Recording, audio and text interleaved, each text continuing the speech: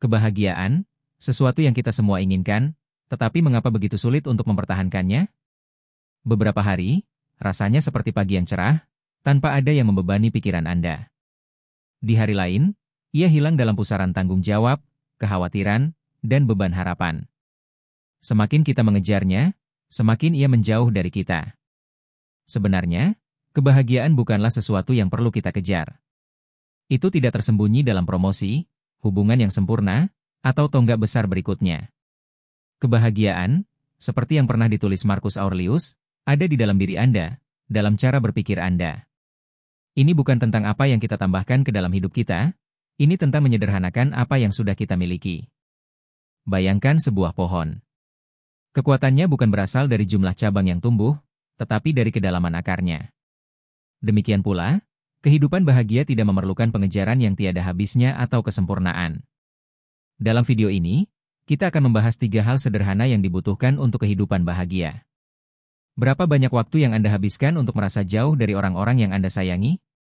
Apakah Anda sering bertanya-tanya apakah jalan yang Anda lalui adalah jalan yang benar-benar Anda inginkan? Pertanyaan-pertanyaan ini mungkin terasa membebani, tetapi menjawabnya adalah tempat kelegaan dimulai. Indahnya kebahagiaan terletak pada kesederhanaannya. Dengan berfokus pada ketiga hal penting ini, Anda dapat membangun kehidupan yang tidak hanya indah di permukaan, tetapi sangat memuaskan pada intinya. Apakah Anda siap untuk mengambil langkah pertama? Sebelum kita mulai, silakan berlangganan dan tekan lonceng notifikasi agar Anda tidak melewatkan video hebat seperti ini lagi. Mulailah dengan menghilangkan kebisingan dan temukan kembali apa yang benar-benar penting. Kejernihan pikiran. Pikiran Anda seperti lensa yang melaluinya Anda melihat dunia. Jika lensa itu bersih dan jernih, segalanya tampak lebih tajam, lebih hidup, dan lebih mudah diatur. Namun ketika hal itu kabur karena gangguan, ketakutan, dan daftar tugas yang tak ada habisnya, hidup menjadi sangat berat. Kebanyakan dari kita memikul beban kekacauan mental tanpa menyadarinya.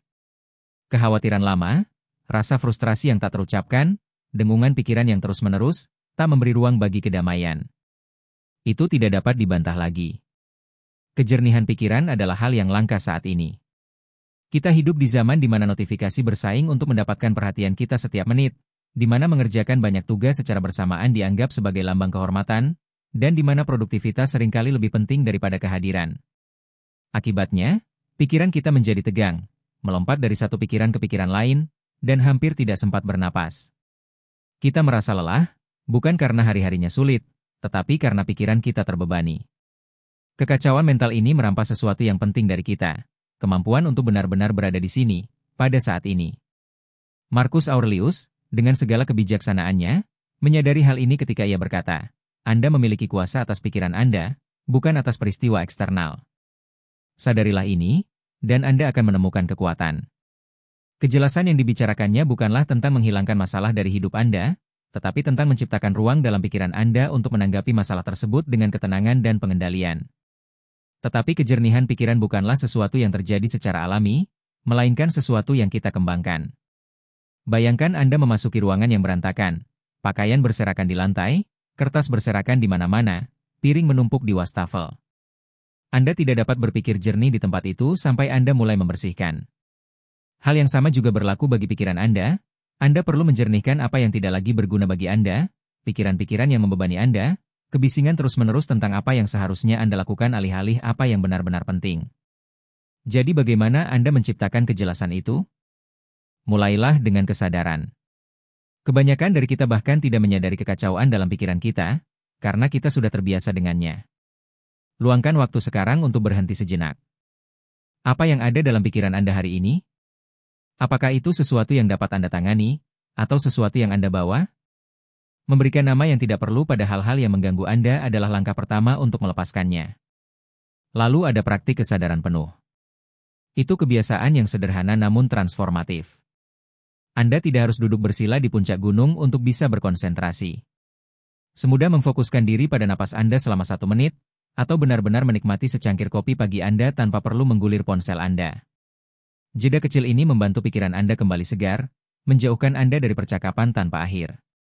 Batasan juga memainkan peranan penting.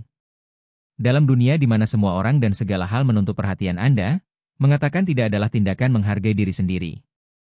Matikan notifikasi, Batasi waktu yang Anda habiskan untuk hal-hal yang menguras tenaga, lindungi fokus Anda seolah-olah itu adalah sumber daya paling berharga yang Anda miliki, karena memang begitulah adanya. Kejernihan pikiran tidak berarti hidup Anda akan tanpa tantangan. Namun ketika pikiran Anda jernih, Anda akan menghadapi tantangan-tantangan itu dengan keteguhan yang hampir tak tergoyahkan.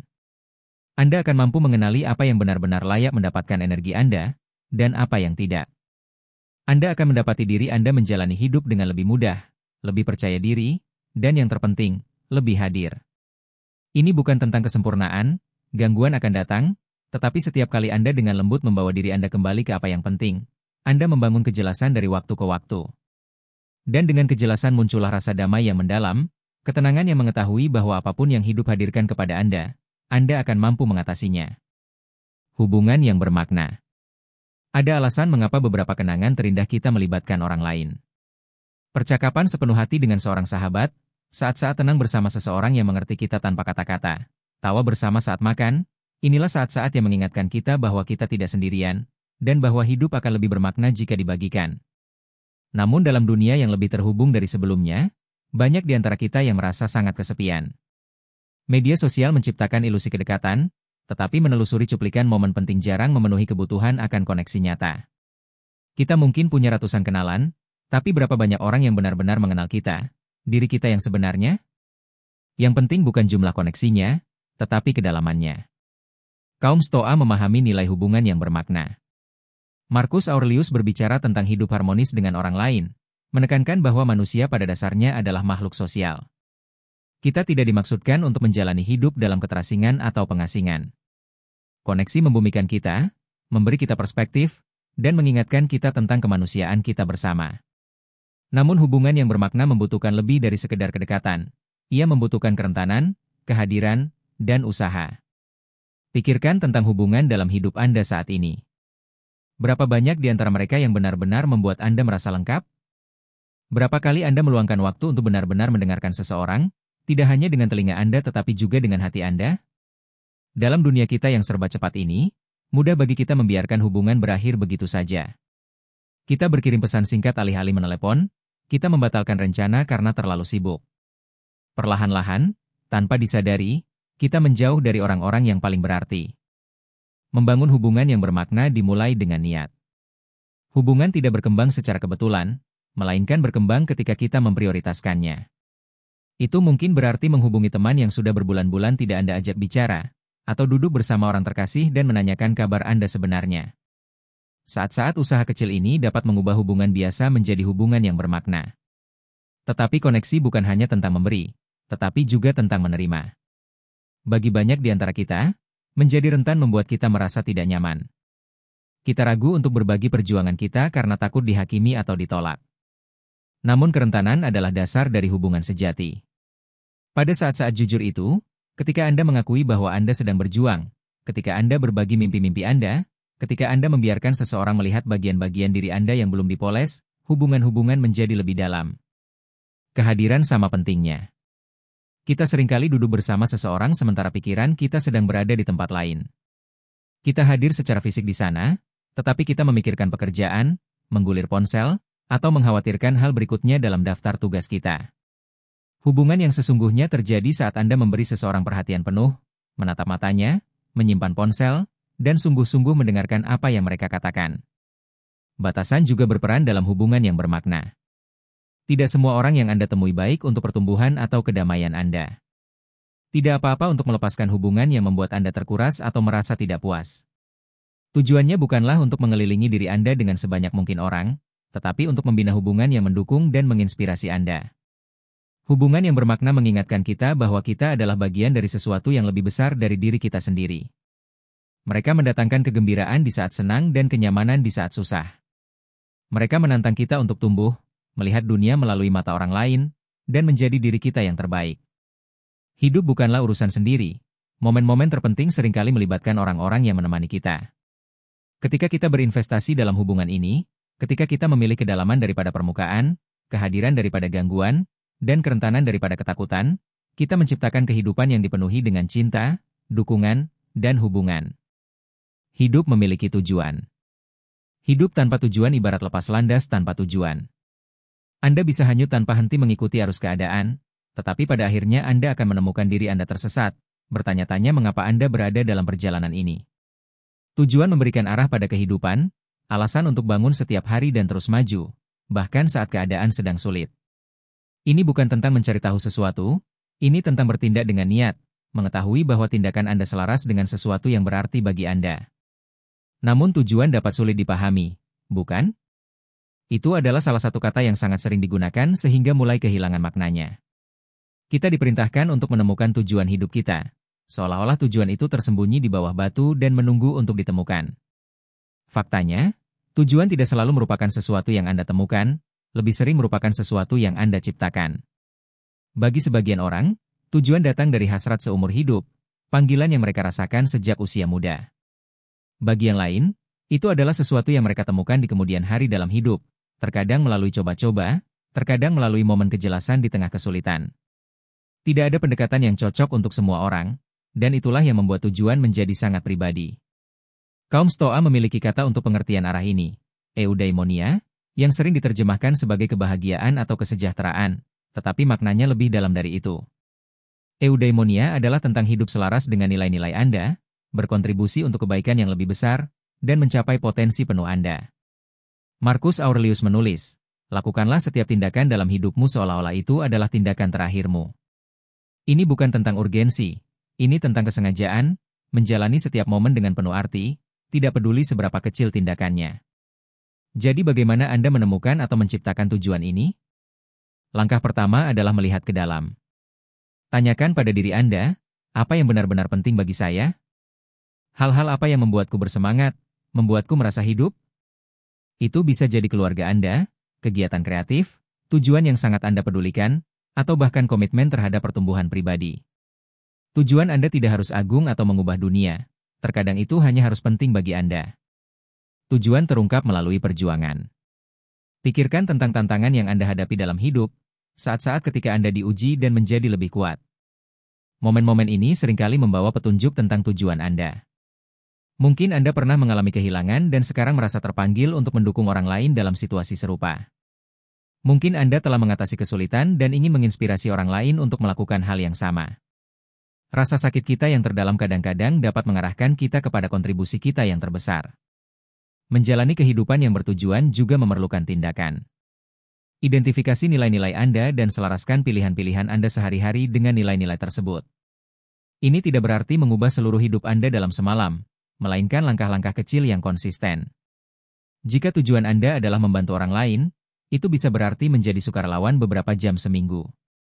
Jika mengenai kreativitas, itu mungkin berarti menghabiskan waktu setiap hari untuk menulis, menggambar, atau membangun. Kehidupan yang bermakna bukanlah tentang kesempurnaan, tetapi tentang kemajuan. Salah satu kesalahpahaman terbesar tentang tujuan adalah bahwa tujuan itu statis, bahwa begitu Anda menemukannya, tujuan itu tidak akan pernah berubah. Sesungguhnya, tujuan berkembang saat Anda melakukan hal-hal yang penting bagi Anda. Apa yang penting bagi Anda di usia 20-an mungkin tidak lagi penting di usia 40-an. Tidak apa-apa. Tujuan bukanlah suatu tempat, melainkan suatu perjalanan. Kuncinya adalah tetap terbuka untuk terus bertanya pada diri sendiri apa yang masuk akal dalam tahap kehidupan Anda ini, dan memiliki keberanian untuk mengejar kemana hal itu membawa Anda. Tetapi kehidupan yang bermakna bukan hanya tentang gambaran besar, tetapi juga tentang momen-momen kecil sehari-hari. Tujuan dapat ditemukan dalam cara Anda memperlakukan orang asing, cinta yang Anda miliki terhadap hubungan Anda, atau gairah Anda terhadap pekerjaan Anda. Letaknya terletak pada tindakan-tindakan yang tampaknya biasa saja, namun bila dilakukan dengan tujuan, akan memiliki makna yang besar. Pada saat yang sama, menjalani kehidupan yang penuh tujuan tidak berarti Anda tidak akan pernah merasa tersesat atau tidak pasti. Akan ada hari-hari ketika jalanmu menjadi tidak jelas, ketika keraguan muncul, dan ketika tantangan hidup membuatmu bertanya-tanya. Pada saat-saat seperti ini, ingatlah bahwa tujuannya bukanlah kepastian, tetapi ketekunan, untuk terus melangkah maju bahkan saat jalan di depan tidak jelas, percaya bahwa kejelasan akan datang. Kehidupan yang bertujuan juga memerlukan keseimbangan. Sangat mudah untuk menjadi begitu fokus dalam mencapai tujuan Anda sehingga Anda lupa menikmati perjalanannya. Tetapi kehidupan yang hanya didorong oleh tujuan tanpa saat-saat istirahat dan bersenang-senang dapat menyebabkan kelelahan. Ingatlah bahwa tujuan dan kehadiran berjalan beriringan. Luangkan waktu untuk menikmati kesenangan sederhana. Matahari terbenam yang indah, tawa bersama, saat tenang untuk merenung.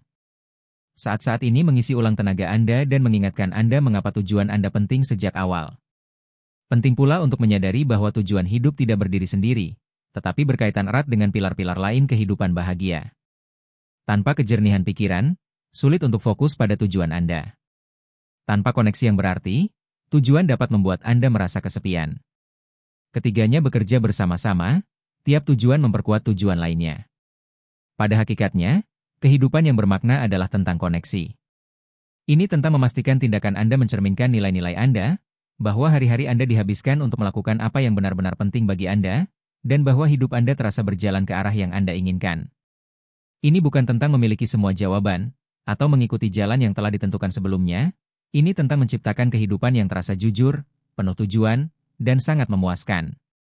Ketika Anda hidup dengan tujuan, setiap hari memiliki makna. Bahkan di hari-hari sulit, perjuangan Anda menjadi batu loncatan, pencapaian Anda menjadi lebih kaya, dan hubungan Anda menjadi lebih dalam. Bangun bukan hanya untuk menjalani hari, tetapi untuk benar-benar menjalaninya adalah kekuatan tujuan. Ini memberi Anda alasan untuk terus berkembang, berkontribusi, dan menjadi versi terbaik dari diri Anda sendiri. Dan bukankah itu yang kita cari? Kehidupan yang tidak hanya terasa dijalani, tetapi benar-benar bermakna. Pada hakikatnya, kehidupan yang bermakna adalah tentang koneksi. Ini tentang memastikan tindakan Anda mencerminkan nilai-nilai Anda, bahwa hari-hari Anda dihabiskan untuk apa yang benar-benar penting, dan bahwa hidup Anda berkembang ke arah yang dapat Anda banggakan. Tidak diperlukan kepastian atau rencana yang sempurna, hanya komitmen untuk menempuh jalan Anda dengan tujuan dan integritas. Ketika Anda hidup dengan tujuan, tindakan sekecil apapun akan memiliki bobot. Hari-hari yang sulit tidak terasa tidak berarti, karena itu adalah bagian dari sesuatu yang lebih besar. Hubungan yang Anda bina, kontribusi yang Anda berikan, dan tantangan yang Anda hadapi semuanya memiliki makna yang lebih dalam. Tujuan memberi Anda alasan untuk muncul, terus berjuang, dan menjalani hidup sepenuhnya. Inilah hakikat hidup yang bertujuan, bukan kesempurnaan, melainkan kemajuan, tidak selalu tahu, melainkan selalu mencari. Ini tentang menciptakan kehidupan yang terasa nyata, yang pada akhirnya, Anda bisa melihat kembali dan berkata, saya sudah memberikan segalanya, dan itu sepadan. Menjalani hidup bahagia tidak berarti Anda akan selalu merasa bahagia atau memahami segalanya. Ini tentang merangkul kesederhanaan dari apa yang benar-benar penting. Pikiran yang jernih mendatangkan kedamaian, hubungan bermakna yang menyehatkan jiwa Anda, dan tujuan yang mendorong Anda maju. Ketiga pilar ini tidak membutuhkan kesempurnaan, hanya niat saja. Ketika Anda memprioritaskannya, Anda menciptakan kehidupan yang terasa memuaskan, seimbang, dan sangat autentik. Keindahan perjalanan ini adalah Anda dapat membentuk setiap langkahnya. Entah itu melepaskan kekacauan mental, berinvestasi dalam hubungan, atau mengikuti tujuan Anda, itu semua merupakan langkah lebih dekat menuju kehidupan yang Anda inginkan. Ingatlah, kebahagiaan tidak terletak pada momen-momen besar dan gemerlap, melainkan pada komitmen yang mantap dan tenang terhadap apa yang benar-benar penting. Sekarang, kami ingin mendengar dari Anda. Apa arti kebahagiaan bagi Anda? Manakah dari ketiga pilar ini yang paling relevan dengan kehidupan Anda saat ini? Beritahu kami di kolom komentar, dan jangan lupa untuk menyukai video ini, membagikannya dengan orang-orang yang mungkin membutuhkannya, dan berlangganan untuk mendapatkan lebih banyak kiat bermanfaat tentang menjalani hidup dengan tujuan dan niat. Perjalanan Anda menuju kehidupan yang lebih bahagia dimulai di sini.